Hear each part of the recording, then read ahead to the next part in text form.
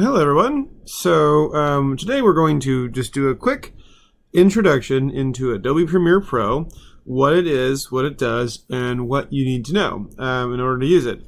So the first thing we're going to do is take that very first Dropbox folder that we did, the framing your subject.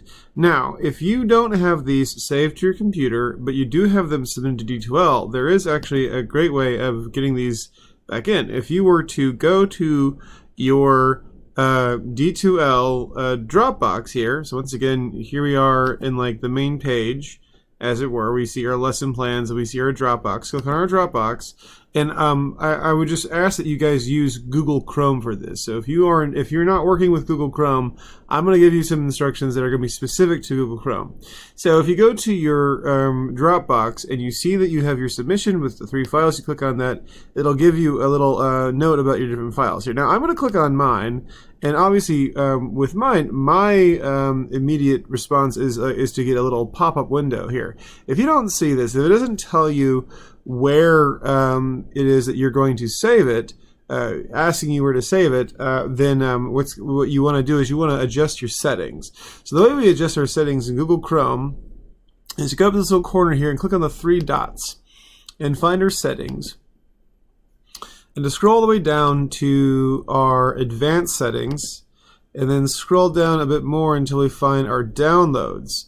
Now, right here it says the default location for my downloads is going to be to my downloads, but I have right here checked ask where to save each file before downloading.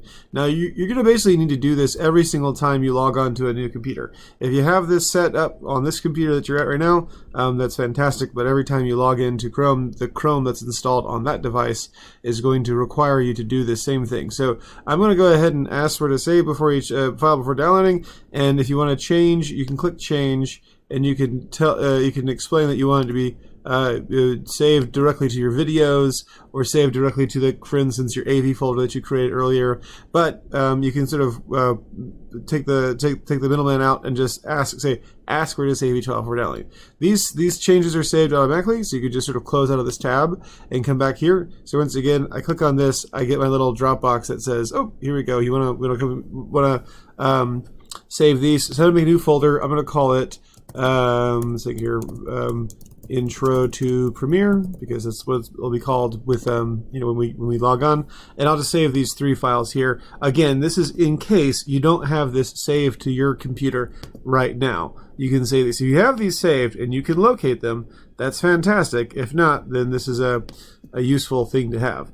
So I've got these 3 files saved here, and I'm going to make sure I can locate these. I'm going to say show in folder when they appear down at the bottom, and I should see all 3 of them just kind of hanging out here. So all 3 in the right sort of setting, as it were, one by one. Okay.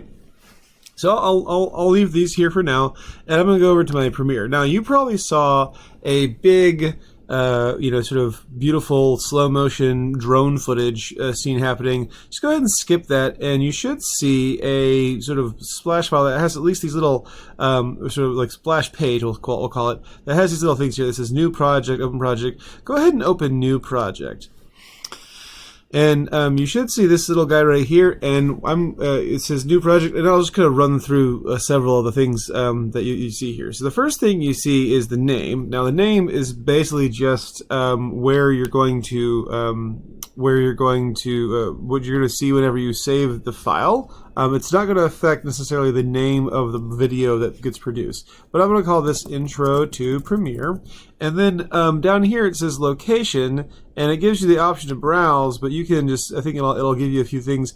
I'll browse here, and I'm going to see if I can't save it under my videos in my same Intro to Premiere or folder that I just made. And so now when I press OK and I save it, it's going to save in that same place. The rest of the stuff isn't necessarily all that important. The one thing that might come into play later is the Mercury Playback Engine GPU accelerator. GPU is the graphic interface that we're using. The idea here is it's supposed to save a little bit of memory here between using the sort of using the program, but the problem is sometimes it causes a bit of a glitch, in which case you would want to change it to software engine only. For now, just keep it there, whatever it says, just keep it the way it is, and if it comes to pass, obviously let me know. Everything else you can just kind of keep the same, and press OK. So after a few moments, it will load up. And if you don't see what I see, if you don't see this, I have mine on sort of on a certain workspace. So essentially the way that all of these little panels are arranged has to do with what we call the workspace.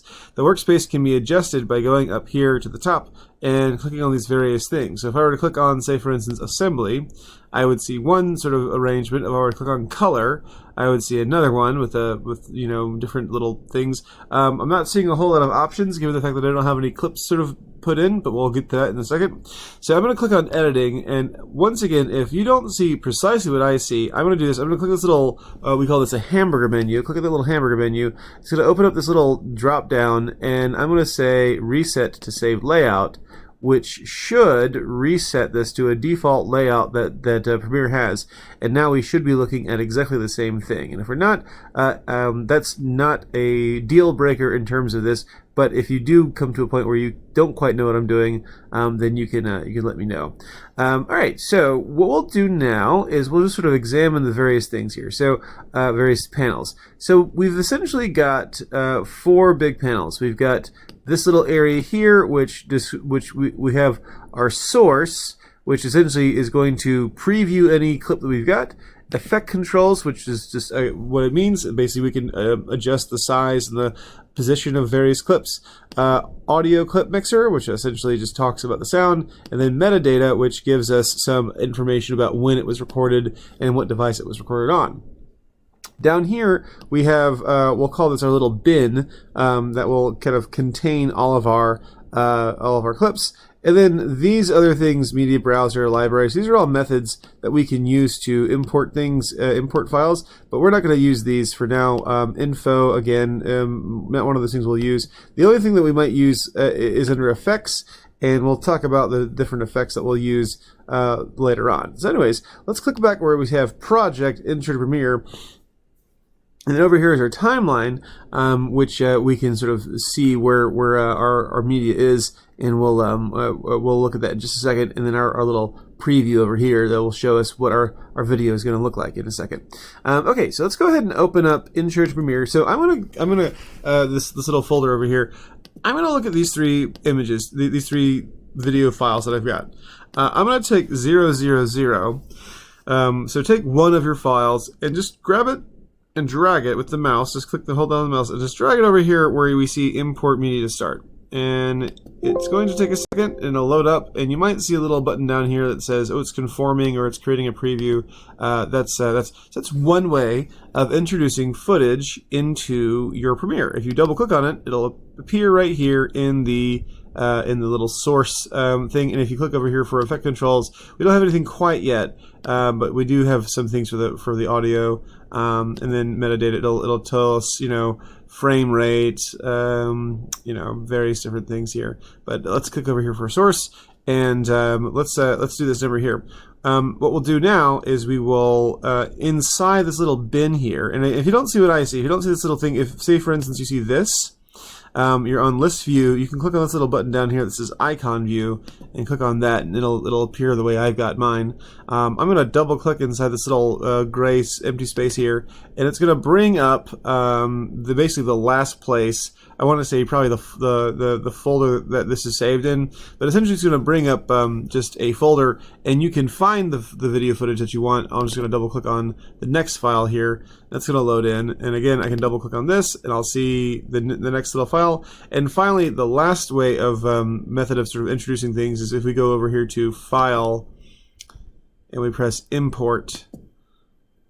We should see the ability. We should have the ability to bring this in. So we've got 3 principal ways of introducing clips into our Premiere project. We can simply drag them in from the folder that we see. We can double click inside this gray space here, inside this little empty space in the bin, or we can go to File, Import, and we can bring in our footage that way. So now that we've done that, I'm going to go ahead and press File and Save. and that's just going to give us a little marker here. So now we should, if we were to close this out and open it back up again, we wouldn't see anything except for these 3 clips inside my little bin over here. Okay, so let's go ahead and drag this over to the timeline here. So I'm going to click on this, and I'm going to just click on my first one. This is 0, 0, 0. I'll pull this in over here. And now what's cool is I can see a few things suddenly happening. First off, my timeline is populated with this little array of rows and this little time marker up at the top here. I've got some new icons popped up here. I've got a little time code up here, and I've got this little guy right here, this little 0, 0, 0, 0. And if we look down here in our bin, a 4th item has been added to our bin. So what we have here are 3 what we call clips, and 1 what we'll call a sequence. So this right here is a sequence, and if I were to, say for instance, click right here on these 5 zeros, I could name this, say for instance, Intro to Premiere. And then if you watch what happens over this way when I press Enter, suddenly now this has changed to Intro to Premiere. I've renamed this sequence. So if I were to close this out, press a little X here, it would say that my timeline has no sequences. But if I were to go down here and I were to find this little Intro to Premiere, I could double click on this and it would reopen and it would have that clip kind of hanging out. So even though it only has 1 clip, it's still its own little thing. So that might be a good time to explain precisely what Premiere is doing. Premiere is not like Microsoft Word or PowerPoint or many other programs where if you sort of drag something inside of it, suddenly you have a new copy of that thing, like an image or maybe a link or a graph or something like that. You have a new a copy of that saved to this file. What we are actually saving is a series of directory sort of entries. So if I were to hover over this, hover over this, I could actually right click on this and I could say properties. And essentially what it tells me is the file path. In this case, I've got mine under videos, Intro to Premiere, which is going to tell us basically what it's doing is it's referencing a point inside the computer's directory. Now, this is what takes up all the RAM. If you recall what we talked about before, RAM is kind of like the ability to have multiple programs open at once. By virtue of this, all we're doing is sort of referencing back and forth between this right here and some point on the, we're just sort of previewing what this clip looks like at a certain point in time. So it takes a lot of live processing and it takes a lot of random access memory to make this work. So that's kind of what's going on here. So if I were to press play here, so the first thing is like, my name is Mitchell Labello. I've been a NACE scholar for 3 years. Now, I'm not sure how it showed up on the screen capture. I'm using OBS to capture the screen here. But as I was playing it, it started to go kind of choppy. It started to sort of like freeze up, almost like I was watching a PowerPoint presentation or sort of a stop motion thing. I'm going to move this so I don't quite have my crazy eyes showing. Anyways, what we saw there was essentially the necessarily the raw format, but more like a sort of clear version of what the scene will look like once we have it fully exported. Now, the reason why we have it so clear is because we have a resolution right here set to full. If I want to change the resolution to, say, for instance, 1/4, you might see it get a little grainier over here. It might get a little more pixelated. But, yeah, you can see the quality will reduce a little bit. But the first thing is like, my name is Mitchell Labello. I've been a NACE scholar for 3 years. All right, and so once again, you can see, well, I'm not quite sure what it showed up, but on my end, it played through a lot more smoothly. This, again, goes back to the amount of RAM that's being used. If you want to have a full resolution preview, you're going to be using more processing power than if you're using a 1/4 of resolution preview. So I suggest that you change this to 1/4, and that's going to make things go a lot more smoothly. All right, so we'll go ahead and put in the other 2 clips here. So I'll just drag this in, and I'll just drag this in right here. You notice a couple of things. As I drag this in, I can pull it up, I can pull it down, I can pull it on different tracks, I can pull it on top of this track, I can actually pull it, I can actually replace the track and stuff. The idea here is that before you sort of lock this down, as long as you're holding the mouse, it's kind of like playing chess. You know, you're not quite making a decision until you just knock it down. Okay, so I laid this down here, and notice that we have these little yellow bars going across the top. The yellow bars mean that something is being played, or at least some video is being played, and every time we have a blank space, we have nothing being played. And every time we have that, if you click on top of the timeline, you can actually click up here between the numbers, or sort of on top of the numbers, and you can kind of scrub, is what we call this. We call that scrubbing. Scrub through the timeline. You can see where you have video and where you have black. You have a frame of black. So in order to close this distance, we can click and we can drag, and usually what will happen is you'll have this little snapping mechanism that will sort of snap the two things together. If you don't want to have that, there's this little magnet icon you can unclick, and as soon as you have that unclicked, you can sort of it'll go from frame to frame. But the magnet actually is quite useful, at least for what we're doing. So I'll just keep that on there. And the same thing will go for the next one. I'll just grab this and I'll just sort of drag this in like so. The other way I can close this gap is if I right click on the inside between these two and I find this little thing that says ripple delete, it'll just delete all the space in between. Okay, so now that we've got that, let's take a look at some of the tools over here on the side. The two tools that we'll be using the most are the selection tool, or sometimes I might refer to it as the move tool every so often, because it's the same icon in Photoshop that I call the move. So if I call it the move tool, just know I'm referring to this little mouse here. The move tool, or the selection tool in this case, can grab basically different items that are on your timeline and can move them around. It can select them and can move them. At the same time, you might have noticed that when you hover over the edge, you get this little icon, the little cursor changes from the normal pointer to this little bracket with an arrow pointing one way, either left or right. Essentially what this will do is you can actually trim the edges of it. You can actually pull it in, or you can pull it out or pull it back and stuff. You can trim off the edges, trim off the ends, or you can bring them back. Again, what we're doing is we're referring to a video that's on a timeline. We're not actually making any destructive changes here. All these changes can be undone. So for instance, over here, same deal. I can sort of pull this in. I can pull this out. Again, the magnet icon being lit helps us sort of maneuver our timeline someplace, and then what we can do is it'll actually snap to that little timeline marker there. So I'm going to Control Z. Control Z is how we undo. So just like any other thing here. So that's the one big tool we're using right now. The other big tool we're using is this little razor tool. The razor tool essentially will create a cut. It'll divide these little clips here into two different clips that we can then separate. So for instance, if I were to just clip over here, and I would have suddenly two new clips that I would then have the ability to sort of to play through. So this one I can play through here. So when I graduate high school, I'm going to... All right, and then over here, I've got this other clip. And play my guitar. All right, so what's interesting about this is that when I have my move tool or select tool chosen, so we can go back and forth between these two. We can actually take the two divided clips here, and we can actually use the move tool just to extend these back to their full thing. So it's almost like a starfish. You cut off one arm of the starfish, it'll grow a new starfish.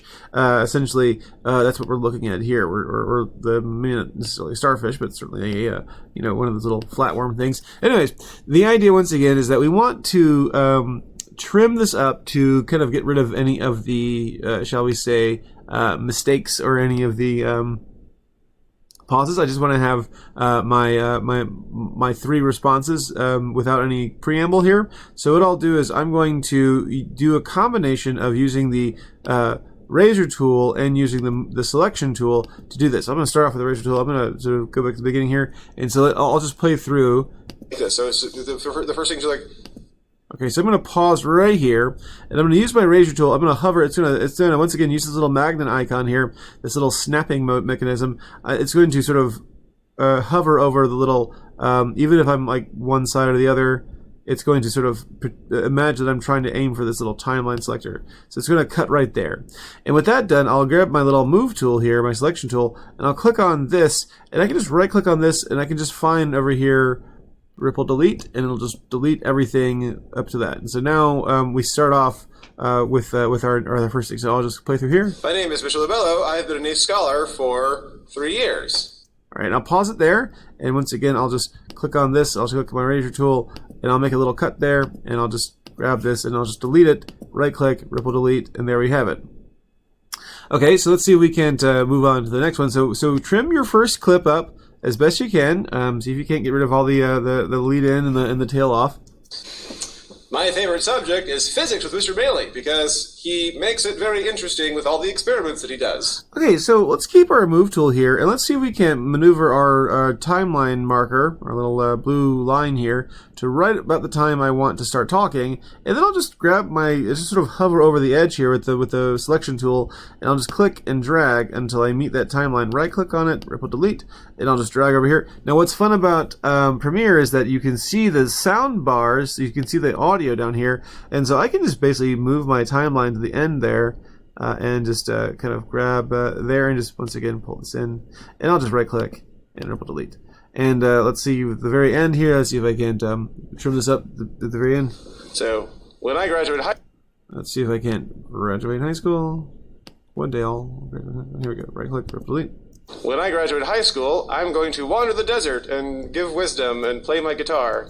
Okay, and so I'll just give a couple seconds of there, and then what we'll do is I'll just trim this up. I'm not going to cut it off right after I get done talking. I'll give it a couple seconds here, or like a half a second. Okay, so this is about 12 seconds. I won't play it through all the way through, but once again, we have these 3 clips that we have brought in, and we have trimmed up, and we have lined up, and we should have an uninterrupted line of yellow going through.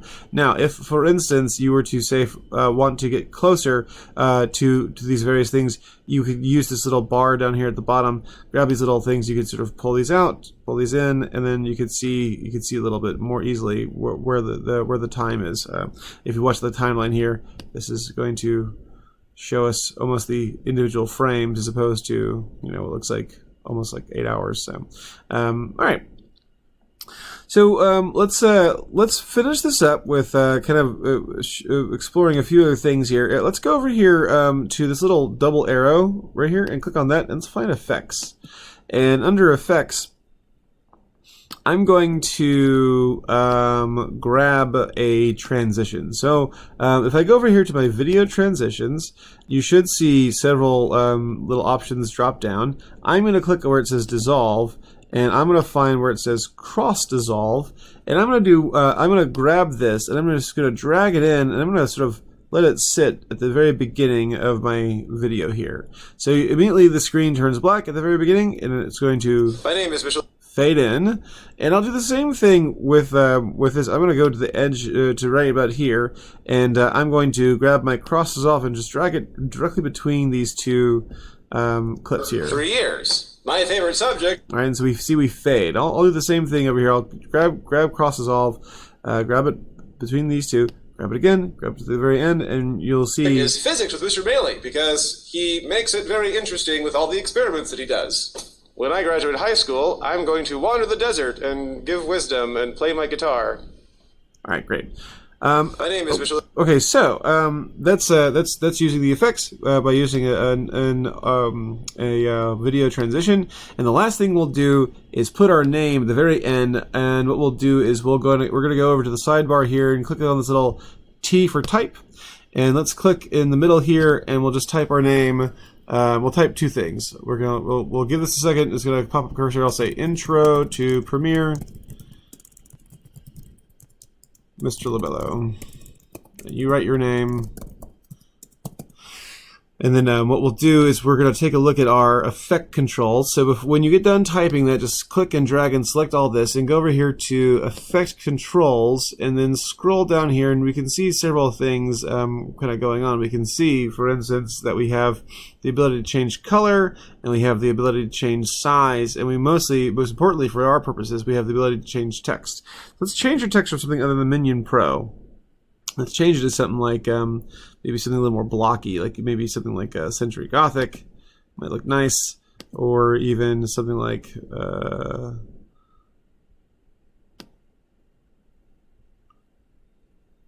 I have some fonts that you might not have, maybe something like Impact. I've got this one thing. Let's see here. I've got Charlemagne. Felix titling is nice.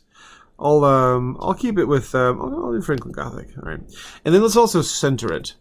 Now, we centered the text. Essentially, what we've done is we've centered it into this little text box here. But if we want to move it around, we have to use our little move tool. We can grab it, we can kind of drag it around. We don't want to grab it by this little target here. We grab the target, it's going to move the target around. That's the anchor point, but I'm going to move this here. Now it's hard to kind of tell where the center is, so if we want to know where the center is, we can click this little wrench here, and this little wrench, we can click on our safe margins, and we can sort of just drag it to kind of match these little dots up here with the dots over there and kind of eyeball that a bit better. All right, that's good. Okay, so we'll just sort of leave that there, and what I'll do is I'll just sort of pull this together. And so there's that. Okay, so let's do this. Let's first off, we'll go File, and we will save. Now let's make sure that we have this saved, and we're going to talk about exporting our file here. Now this is important. It's important that you save before you try to do this, because this is where a lot of the computers tend to crash. Let's go make sure that you've got this named something different. Make sure you've got this named Intro to Premiere, and let's go ahead and go to File, and make sure that your timeline, there's a blue sort of line surrounding your timeline. Make sure that you've clicked inside your timeline before you do this. Go to File, Export, Media, and then after a second, this window will pop up. Okay, so let's take a look at what we've got here. We've got Export Settings. Don't click on Match, make sure this is not checked. And under Format, click there and make sure that you have H.264 selected.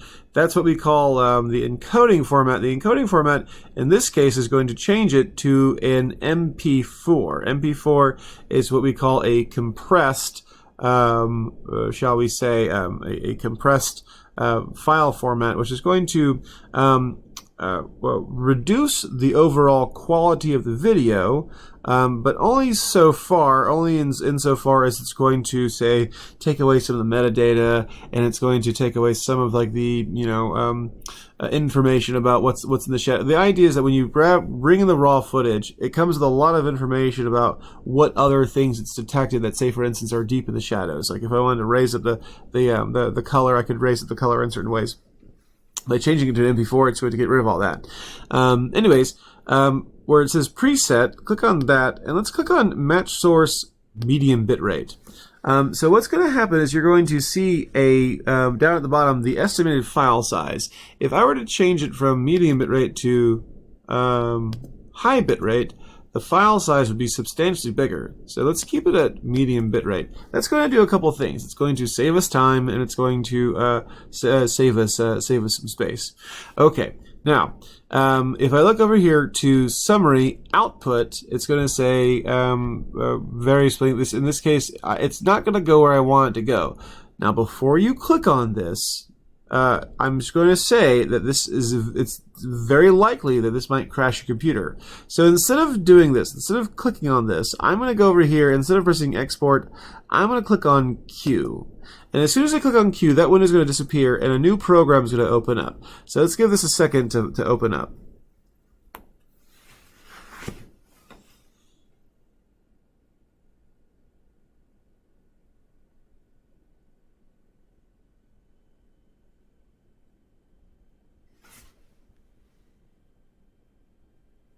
So this program is called Adobe Creative Cloud Media Encoder. Whoa, goodness. Media Encoder essentially helps us to sort of speed up the export process. So once this opens, I'm going to click on this little output file here, and it's going to give me the option of choosing where this is going to go. So I'm going to click on Videos, and I'm going to make sure this goes to the same place everything else is. I mean, it's going to go to the same place as my video clips. Now, I can't see anything else here because nothing else is an MP4. Everything else is in it. So I'm going to say, I'm going to actually put my name on there too. I'm going to say Intro Premiere Lobello, and then I'll press Save, and then it's going to show up here. So we're going to save this to that folder. Everything else is the same. Once you've got that done, go over here to this little play button and press the play button, and then you should see down here the video sort of playing through. And as soon as that's done, you'll be able to preview it, and then you'll be able to turn in to D2L. So let's take a look at this. It's going through back and forth.